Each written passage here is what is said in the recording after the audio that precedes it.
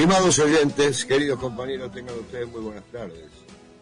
Daniel Galazo tiene el gusto de saludarlos en esta una nueva puesta en el aire. Yo nací en este país, un espacio en donde pretendemos que la memoria no descanse, correspondiente a este martes 12 de agosto del 2025, y posible, como siempre lo expreso, gracias a la operación técnica en estudio de nuestra compañera y amiga Dayana Álvarez y de la producción general y de contenidos en particular de mi compañera Rosana Pulido. Vamos a dedicar el programa de hoy al triunfo de la insurrección obrera allá por abril del 52, me estoy refiriendo a la revolución boliviana, uno de los hechos más importantes a nivel de masas en la historia del siglo XX en nuestra región. Comenzaremos diciendo que se cumplieron este año el 73 aniversario de la Revolución Boliviana del 52. Esta insurrección de masas ocurrida en el corazón geográfico y político del altiplano boliviano constituye uno de los acontecimientos históricos más trascendentes y extraordinarios de todo el siglo XX latinoamericano y muy probablemente el más importante en la historia del país del altiplano. Su principal protagonista fue la clase obrera, con los combativos mineros del estaño a la cabeza. Así, la revolución boliviana irrumpió velozmente en el escenario político de toda América Latina y fue, además, una prueba de fuego fundamental para el movimiento trotskista internacional de posguerra. A lo largo de estos años que han pasado, diversos analistas y estudiosos, entre ellos historiadores, académicos internacionales, intelectuales, dirigentes y cuadros políticos de diferentes corrientes, protagonistas directos de esos episodios, etc., coinciden en señalar que aquellas jornadas de abril tuvieron el carácter de una verdadera insurgencia proletaria triunfante que liquidó al viejo ejército del régimen de La Rosca. Se conocía como La Rosca el régimen político que gobernaba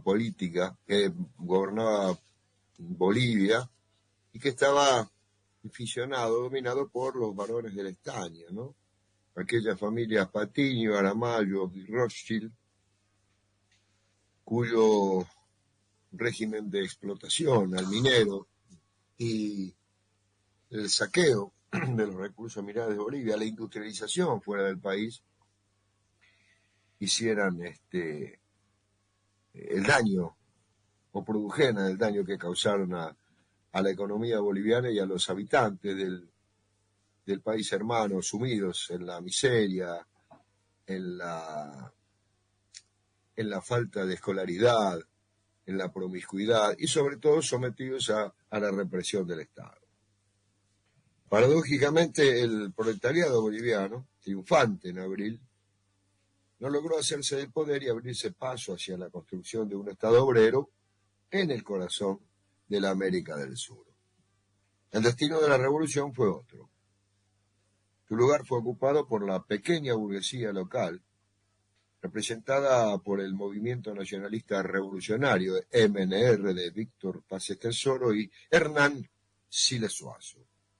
Al final del camino, esta experiencia mostrará la incapacidad, como siempre lo afirmamos aquí, del nacionalismo burgués para llevar a cabo una profunda y amplia transformación social y económica. Luego de la llamada Guerra del Chaco, que se extendió entre 1932 y 1935, se abrió en Bolivia un largo periodo prerevolucionario signado por una gran convulsión social con marchas y contramarchas que sentó las bases para la Revolución de 1952. Para comprender el periodo 1935-1952 y el nuevo ciclo político que se abrió con el triunfo de la insurrección de abril, es importante colocar de relieve algunas características generales de la sociedad boliviana. Así, según el Censo Demográfico Nacional de 1950, la población boliviana llegaba a los 3.161.503 habitantes, de los cuales 1.703.000 eran indígenas. El 66% de la población era de orden rural y solo un 34% residía en áreas urbanas. La principal actividad económica nacional continúa siendo la minería, desarrollada en los departamentos del altiplano, es decir, Potosí, Oruro y La Paz. Esta actividad, donde se destacaba la extracción del estaño, era controlada por tres grandes familias conocidas como los varones del estaño o la rosca minera, que acaparaban el 79% de la producción estañífera: Patiño, Hochschild y Aramayo. Para 1950, Bolivia ocupaba el segundo lugar entre los productores de estaño, antecedido por Malasia.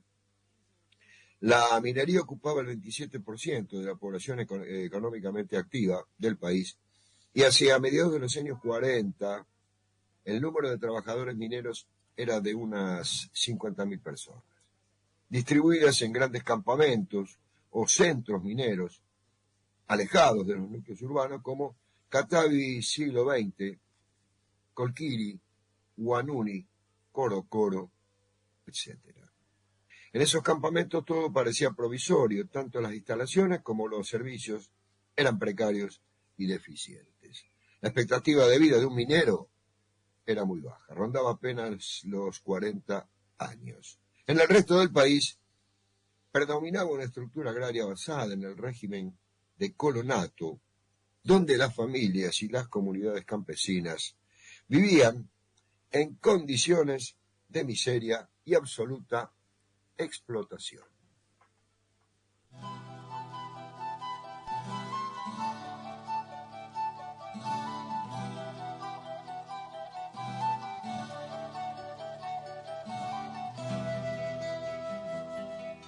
Los caballitos del río galopan aguas arriba, con las crines de cristal y las patas encendidas, van levantando dorados, mojarras y tarariras, mientras la tierra reparte limones y mandarinas, por encima de los cercos, de las chacras y las quintas.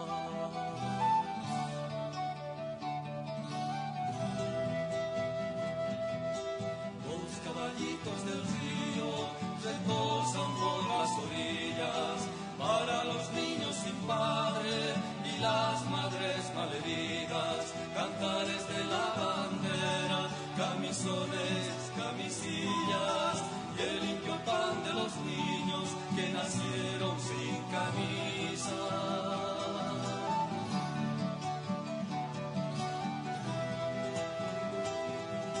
Los caballitos del río corren, galopan, relinchan, las penas aguas abajo, la alegría aguas arriba.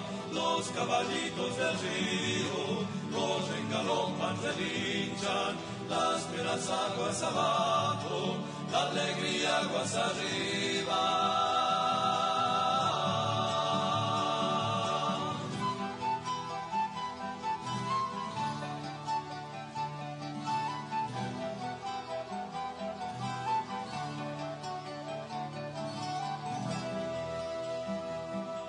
Pañales, corpiños, puñales, corpiños, se elevan las aguas, heridos, cariños, derrotas en aguas, pañales, corpiños, puñales, corpiños, se elevan las aguas, heridos, cariños, derrotas en aguas.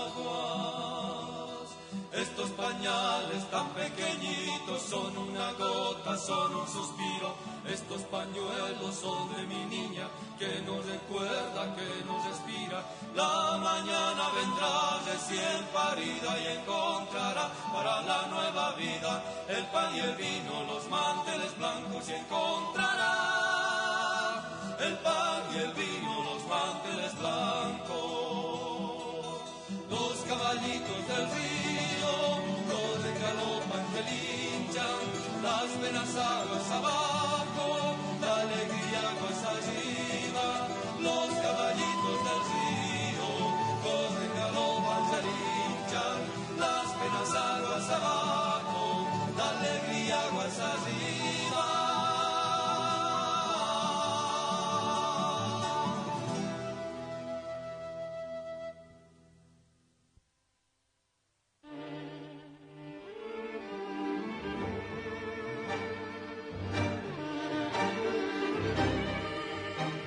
Inaugurando el segmento musical correspondiente al programa que estamos transitando, decíamos, escuchando a los artistas elegidos para tal fin. El grupo Savia Nueva interpretaba de Manuel Capela y Enrique Minón Los Caballitos del Río.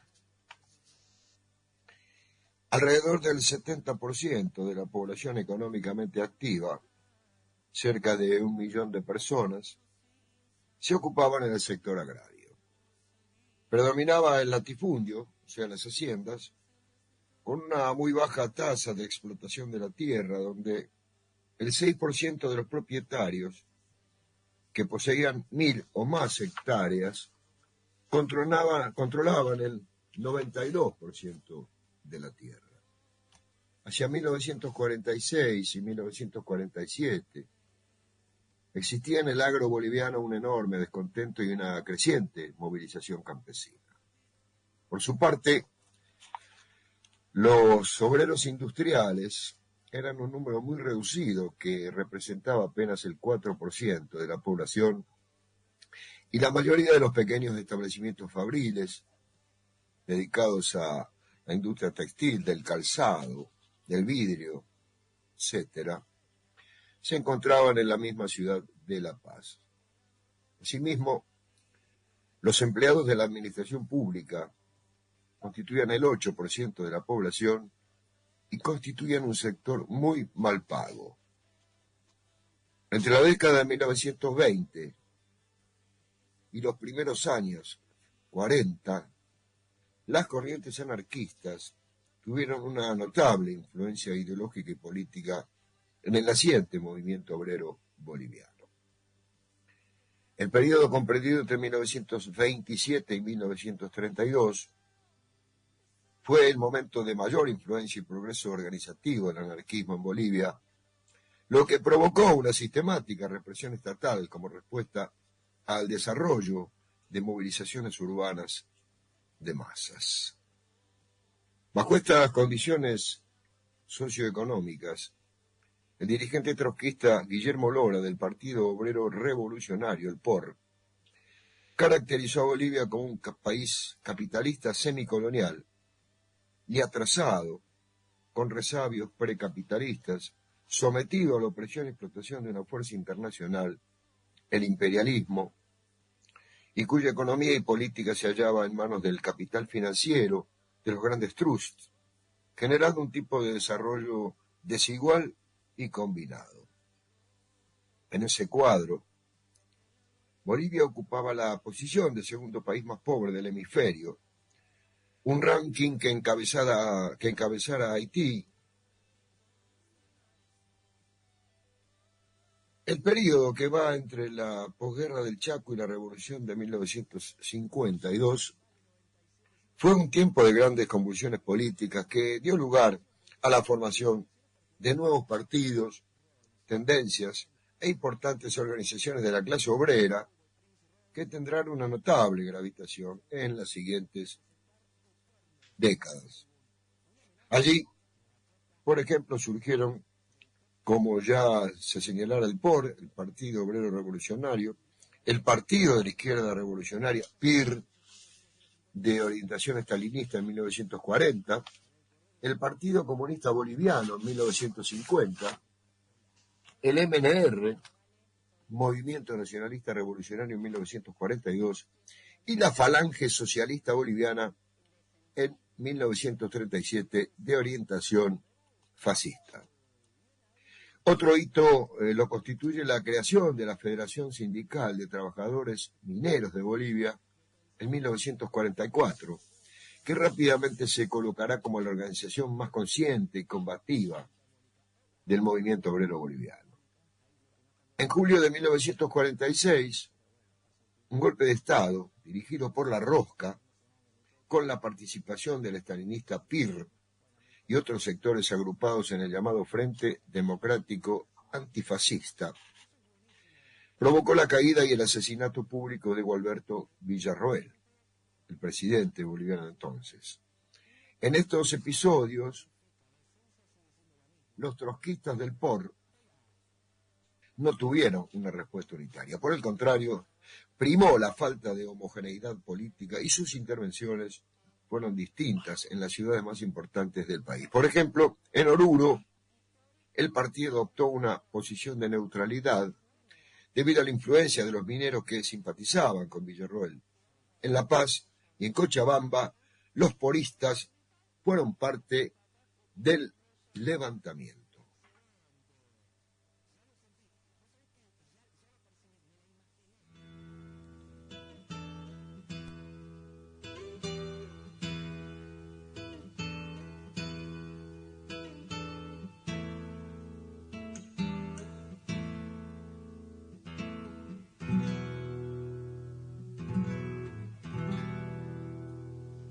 La ciudad de las retamas con los ojos transparentes mira el camino de piedra que trepa el cerro y se pierde. El Illimani la cuida con el silencio de siempre. Los balcones se asemejan encajes que el roble teje. Sus paredes de calpifa blanquean el aire alegres. Los aguanes se conmueven, hay un latido solemne. Las campanas de la plaza anuncian que son las 9.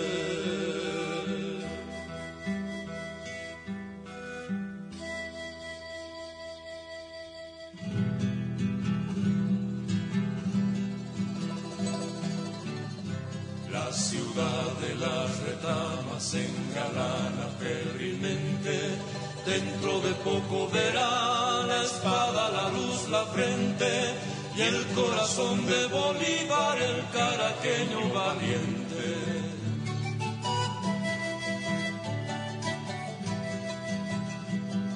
Ya veo su capa roja sobre un gran potro de nieve, como buen criollo monta segura briosamente.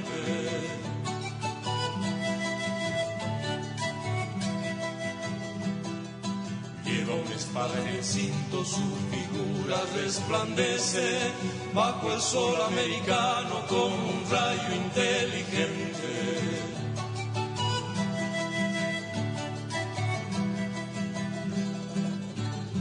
Yo me acerqué sigiloso y le dije con voz tenue: Padre de la patria mía, te haré un guaño que te muestre, con las botas siempre puestas y el continente en la frente.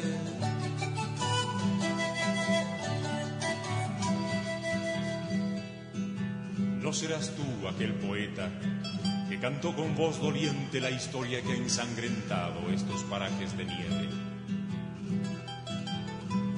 No soy nadie, mis poemas son banderas que se yerguen en las penas de mi pueblo, hijo soy de su simiente.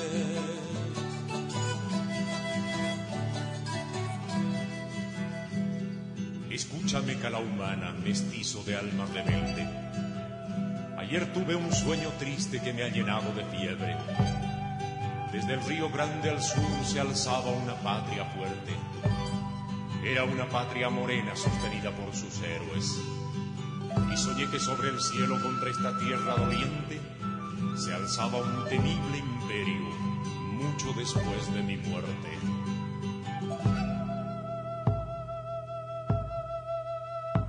No morirás, caraqueño, nunca mueren los valientes. Si algún imperio quiere encadenar nuestras frentes, empuñaremos de nuevo la espada que te ennoblece. Cabalgarás con nosotros cuando el futuro se acerque. Empuñaremos de nuevo la espada que te ennoblece. Si algún imperio quiere encadenar nuestras frentes, no morirás, caraqueño, nunca mueren los valientes.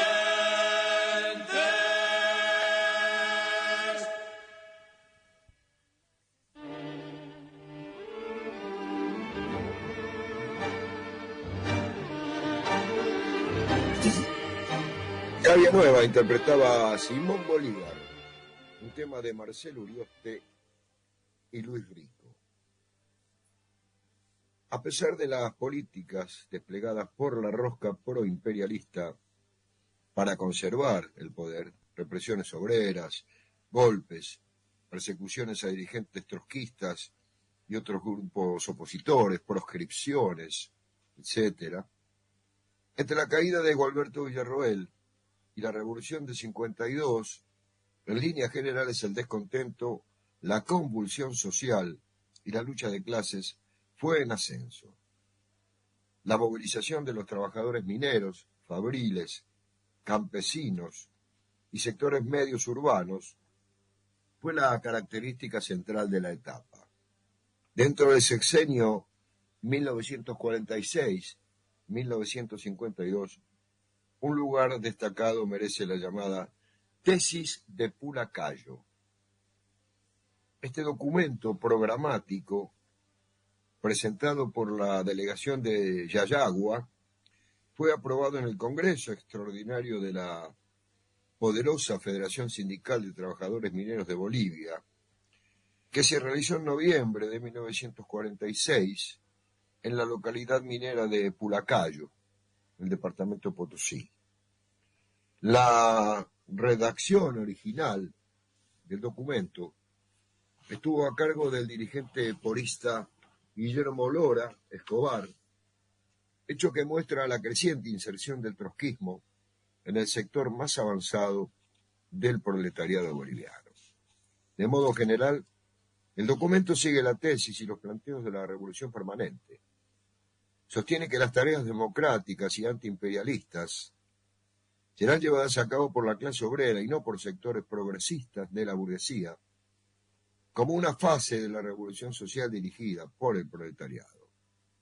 El documento proclama la independencia del movimiento obrero del Estado y los partidos burgueses y denuncia el colaboracionismo reformista de clases. Además, se plantean un conjunto de reivindicaciones inmediatas de carácter transicional de los mineros, como son el salario básico, las 40 horas semanales de labor, los convenios colectivos de trabajo, la ocupación de las minas, el control obrero de la producción, la apertura de los libros contables de las empresas, entre otras cosas. Las repercusiones y reacciones inmediatas en torno a este nodal documento fueron enormes. Por ejemplo, también en 1946, el dirigente del movimiento nacionalista revolucionario, ala derechista Walter Guevara Arce, publicó un documento conocido como Tesis de Ayopaya. El texto, según su autor, fue la declaración de principios del MNR y una respuesta indirecta a la tesis de Pulácayo. Este documento planteaba la imposibilidad de la revolución socialista y la dictadura del proletariado en Bolivia, y en su reemplazo proponía la revolución nacional, que no niega la lucha de clases, pero no se funda en ella. Como uno de los efectos prácticos más inmediatos de la tesis de Pulacayo, en 1947 se formó el Frente Único Proletario para competir en las elecciones generales de aquel año. Bajo la tesis de llevar un bloque obrero al Parlamento y convertir a este en tribuna revolucionaria, la Federación Sindical de Trabajadores Mineros Bolivianos y el POR, el Partido Obrero Revolucionario, presentaron una lista de candidatos parlamentarios integrada en su totalidad por sindicalistas mineros, algunos pertenecientes al MNR, y dirigentes poristas. El Frente Proletario, a pesar del sistema de voto calificado que regía en el país, conquistó una importantísima cantidad de bancas y conformó el bloque minero parlamentario, compuesto por 2 senadores y 8 diputados. Juan Lechín, secretario general de la Federación Sindical de Trabajadores Mineros de Bolivia e integrante del MNR, Mendiviri Pérez, departamento de Potosí, Lora, provincia de Bustillo, Torres, provincia de Quijarro, Vargas, provincial de Subchichas, Salamanca, de Dalense, Costa La Torre, Pacajes y Rojas, Inquisivi, como también Aspiazú por Loaiza.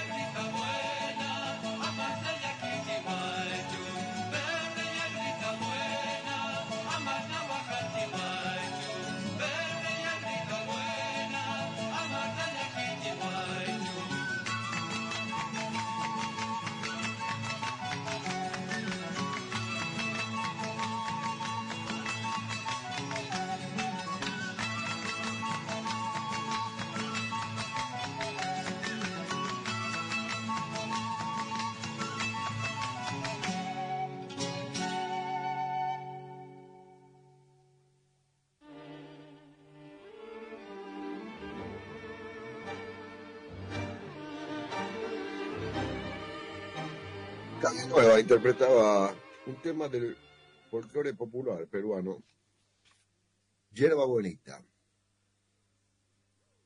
Si bien la experiencia del bloque minero fue muy breve, adquirió una relevancia mundial para el movimiento Cuarta Internacionalista. Junto con Sri Lanka y Vietnam, antes de la Segunda Guerra Mundial, Bolivia fue uno de los 3 países en los que voceros trotskistas hablaron desde la tribuna parlamentaria.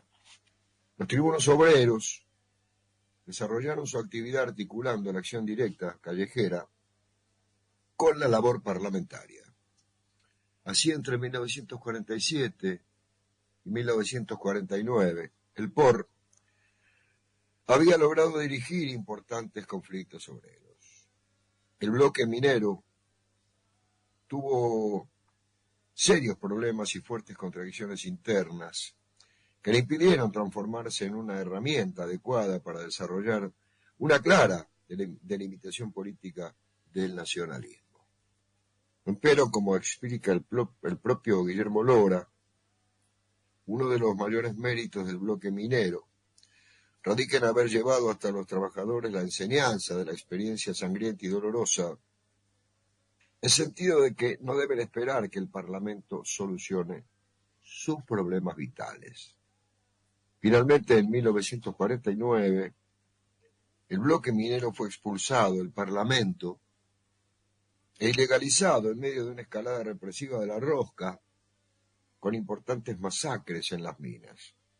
Lora fue obligado a exiliarse junto con otros dirigentes. En ese año se inició el declive del POR y el crecimiento de influencia del MNR, del Movimiento Nacionalista Revolucionario, en el movimiento obrero.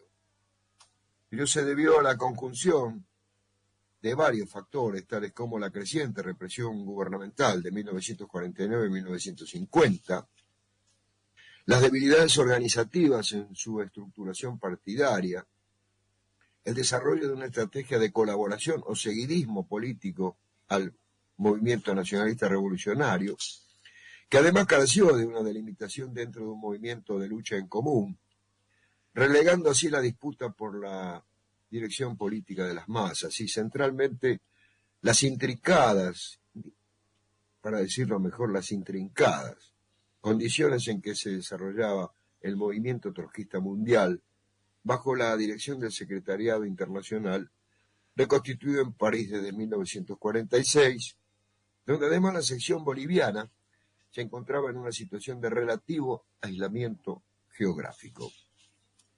En las elecciones presidenciales, realizadas en junio de 1951, con el 43% de los sufragios, triunfó el binomio Paz-Estensoro, que se hallaba en el exilio, Siles Suazo, del MNR. Sin embargo, el oficialismo, encabezado por el presidente Mamerto Urriolago-Itía, no reconoció los resultados electorales y promovió un autogolpe, entregando el poder a una junta militar. La maniobra fue conocida como el Mamertazo. Algunos meses después de este episodio, el MNR organizó un golpe de Estado con la ayuda del general Antonio Seleme, jefe del Cuerpo de Carabineros de La Paz, y la Falange Socialista Boliviana. La maniobra se concretó el 9 de abril, pero el golpe encontró la resistencia del ejército, la retirada de la Federación Sindical, y abrió una crisis política que favoreció la intervención directa de trabajadores mineros y fabriles durante los días subsiguientes, dando curso a un auténtico proceso insurreccional revolucionario, con el proletariado como su principal protagonista. El día 11 de abril, los mineros de Milluni, de La Paz y de Oruro, armados con dinamita, bajaron a La Paz. En algunas pocas horas, el proletariado logró doblegar al ejército rosquero, ocupar los cuarteles, apoderarse de las armas. Y en cuestión de horas el ejército regular quedó literalmente destruido en ruinas. En su lugar se pusieron en pie las milicias obreras. Este hecho es un elemento central y distintivo de la revolución boliviana.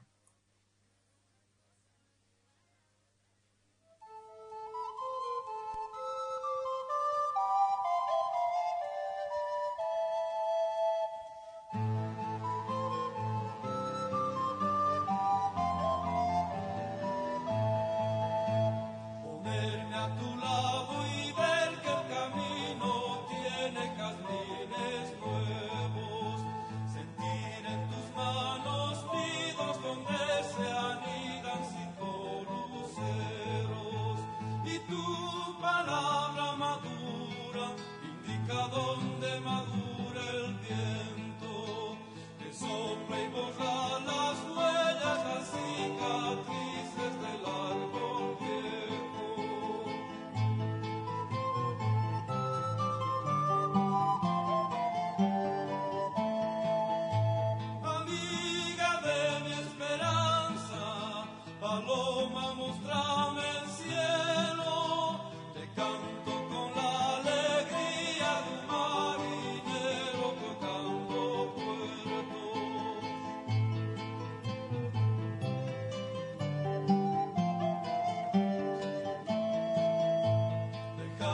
de mis zapatos los callejones llenos de miedo, donde tropiezan de noche con los fantasmas de amores muertos, y andar bajo tu caricia que uno rescata de tanto invierno, para llevarme hacia el río que se refleje en tus ojos buenos.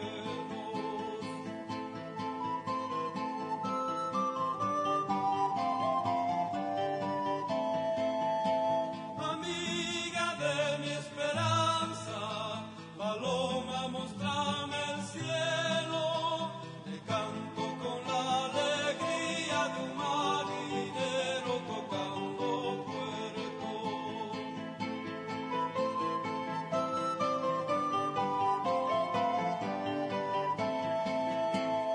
Tu nombre es igual que un sol quemando recuerdos en los pañuelos. Tu nombre, muchacha amiga, me abre futuros de mar abierto.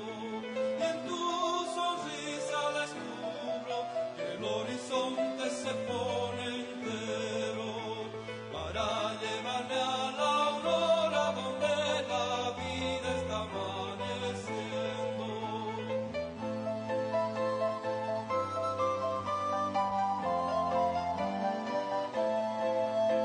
Amiga de mi esperanza, paloma, mostrame el cielo, te canto con la alegría de un marinero tocando puerto, te canto con la alegría de un marinero tocando puerto.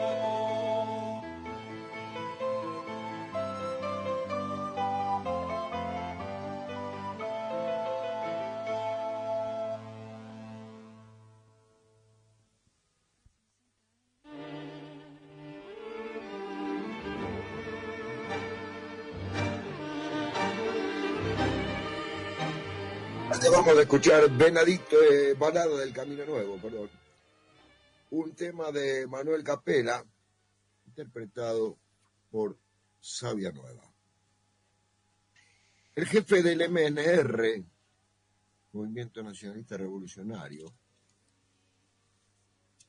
de Paz Extensoro y Siles Suazo, en este caso Walter Guevara Arce, describe a este momento de la siguiente manera. Lo único que había en ese momento como grupo capaz de imponerse por la fuerza eran las milicias armadas de los mineros de Milluni y otros distritos próximos que llegaron apresuradamente a La Paz. El nuevo gobierno estaba a merced de ellos. Ese era el momento histórico, preciso y apropiado que podía aprovechar el sindicalismo revolucionario para instaurar un gobierno de la clase con la consiguiente dictadura obrera campesina. Sin embargo, la historia fue otra. Según la versión del porista Hugo González Moscoso, Juan Lechín, que había jugado un papel central en el levantamiento, entregó el poder a Siles Suazo. Algo similar sostuvo Guevara Arce. Fue el apoyo de los dirigentes sindicales responsables. Gracias a esa decisión, el alzamiento popular de abril no se precipitó en una dictadura de clase, un gobierno obrero campesino. Con esto, la pregunta que surge inmediatamente es si se podría haber esperado otra acción política de un dirigente del MNR como Lechín. Lo concreto fue que el 15 de abril, Paz Extensoro, elegido por los sufragios, o por el sufragio popular, retornó de su exilio en Argentina, en nuestro país, y ocupó la presidencia de la nación. 2 días después, el 17 de abril, se fundó la COP, la Central Obrera Boliviana, que nucleó a los principales sindicatos del país. Con la Federación Sindical de Trabajadores Mineros Bolivianos como su piedra basal, se constituyó en el auténtico órgano de poder de un proletariado en armas. Así Lechín fue designado al frente de la Central Obrera Boliviana como su secretario ejecutivo. Guillermo Lora describió a este excepcional momento histórico de la siguiente manera. Hemos sostenido que en ese periodo Paz no era más que un prisionero de la COB, de la Central Obrera Boliviana. Una situación que expone la existencia concreta y real de un poder dual, dice Lora, en estos primeros días revolucionarios. Pero con el correr de las semanas, el poder se iría inclinando en favor del policlasista partido MNR. Sobre este medular tema se profundizará en las siguientes páginas, al que vamos a destinar un acápite específico para analizarlo. Una cuestión interesante y con ciertas polémicas es la participación del POR, del Partido Obrero Revolucionario, durante las jornadas de abril. Si bien es un hecho conocido que los trotskistas bolivianos lucharon en las barricadas y días después intervinieron activamente en la formación de la Central Obrera Boliviana y en las luchas campesinas de Cochabamba, hay versiones contrapuestas sobre la participación orgánica u organizativa del POR entre el 9 y el 11 de abril. Guillermo Lora, quien ya era uno de sus máximos cuadros dirigentes, se encontraba en el exilio europeo y el partido aún no se lograba recuperar de la represión sufrida entre 1949 y 1950. Sándor John, en su obra El trotskismo boliviano, Revolución permanente en el altiplano, recupera y analiza diversos testimonios que exponen versiones contradictorias de los hechos. Por ejemplo, el propio Lora expuso, algunos años después, que en la jornada de abril el POR no intervino de una manera coordinada, intervinieron sus militantes de forma aislada. En contraste, un informe interno del POR de abril del 52 señalaba que nuestro partido se hizo presente en los acontecimientos, buscó fijar un objetivo concreto de la lucha armada de las masas y publicó una declaración.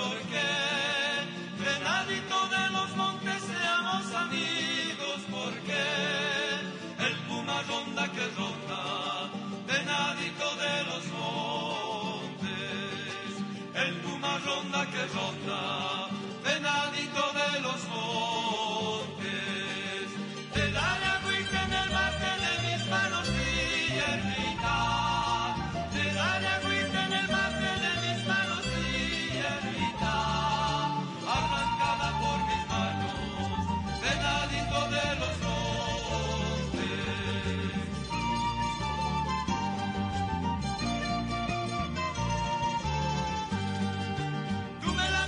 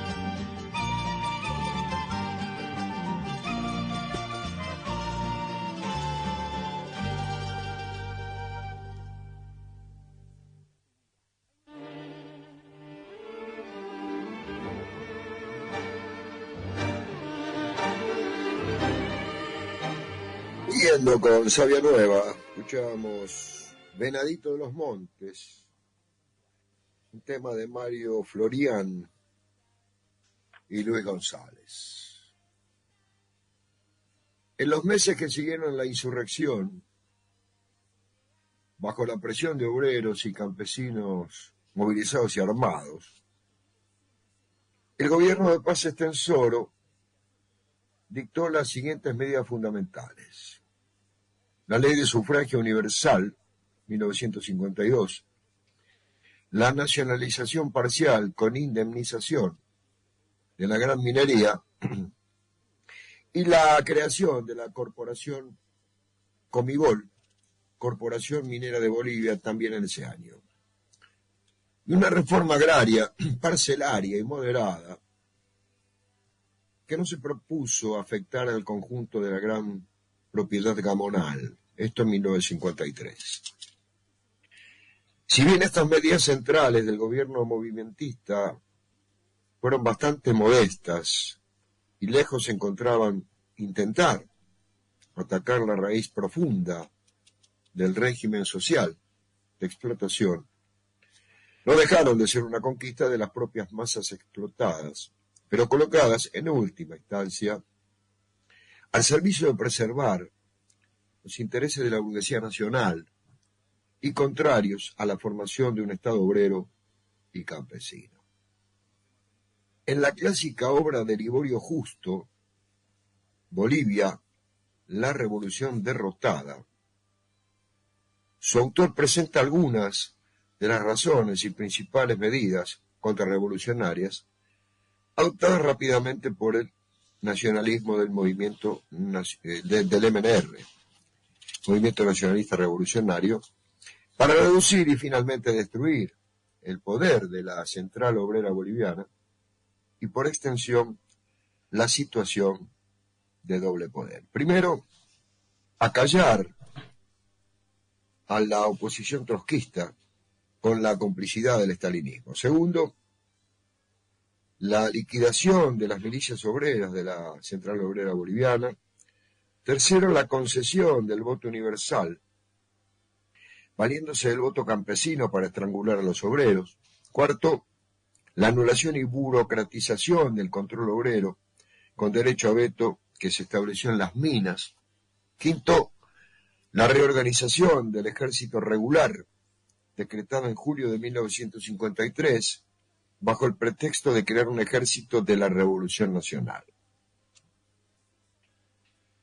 También Liborio Justo planteó en su obra una crítica profunda a las direcciones de todos los partidos marxistas que aparecían como revolucionarios, inclusive los trotskistas, que se presentaban como los más avanzados.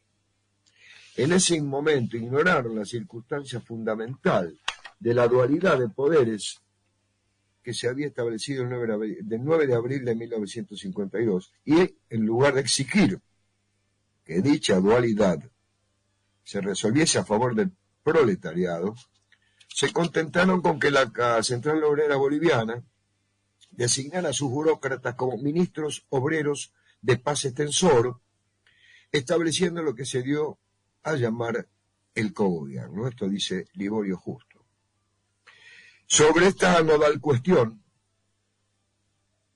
Unos años más tarde, el propio Guillermo Lora, protagonista directo de los acontecimientos, realizó el siguiente balance. Ni cabe duda que la dualidad de poderes planteaba la posibilidad de que los explotados se convirtiesen en clase gobernante. La falta de una clara comprensión del problema impidió que el objetivo estratégico de la conquista del poder fuese formulado con la debida claridad y oportunidad. En los documentos del POR es posible encontrar una respuesta confusa a la cuestión que se tornó incomprensible para el grueso de las masas.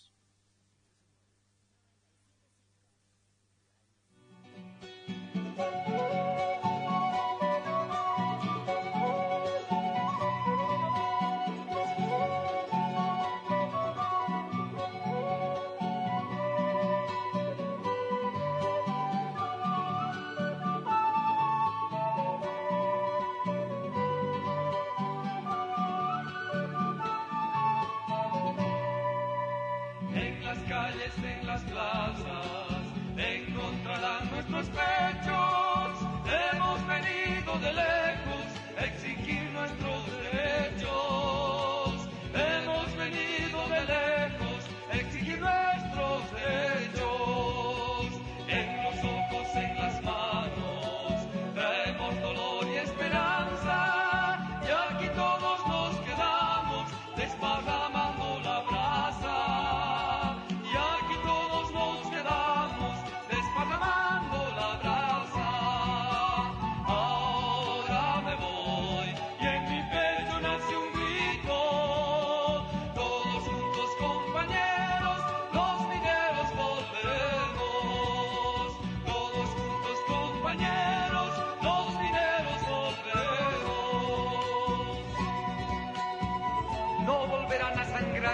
Del campamento, ni se escucharán lamentos en las noches de San Juan. Y si nos quitan el pan a fuerza de dictaduras, nuestra lucha será dura por pan y por libertad.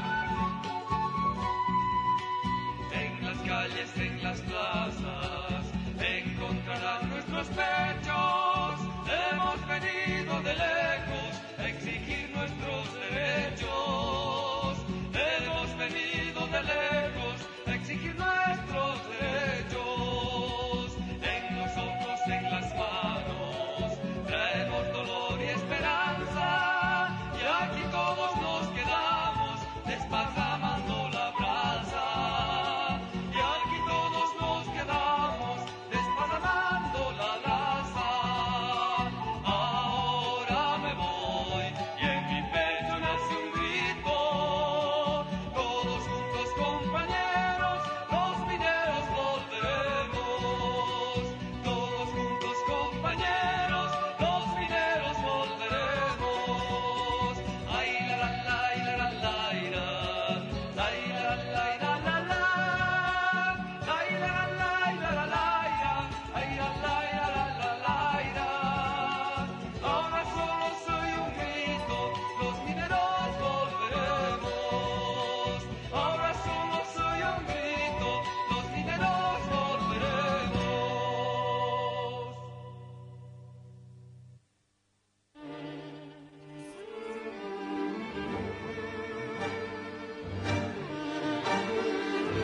Cerrando la ilustración musical correspondiente al programa del día de la fecha, escuchábamos a Sabia Nueva interpretando Los mineros volveremos, un tema de César Junaro y Luis Rico.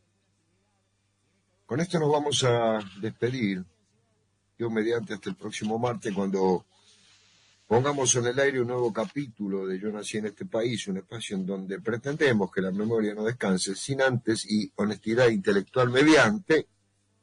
Es decir, que para preparar el siguiente informe nos hemos basado en el trabajo titulado 70º aniversario de la Revolución Boliviana de 1952, el triunfo de la insurrección obrera, sus paradojas y lecciones, por Patricio Grande, en Cuadernos de Geografía Política de la Universidad Nacional de Luján, Grupo de Estudio de Geografía Económica y comercio internacional. Encararemos el próximo martes la segunda parte de este informe. Más que nunca, patria o muerte venceremos, la consigna será hasta el próximo martes. Gracias por su atención. Chau, a pasarla lo mejor posible.